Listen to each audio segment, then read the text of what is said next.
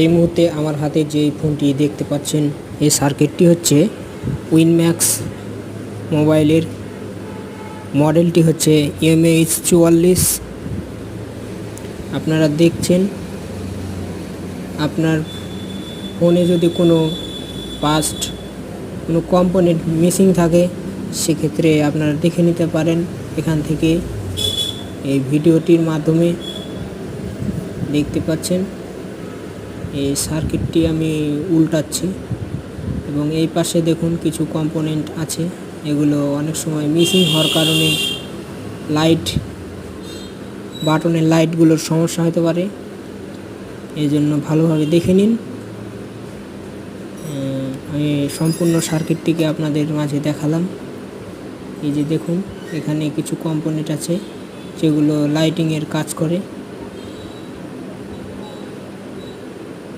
এটার দেখতে পাচ্ছেন নাম্বার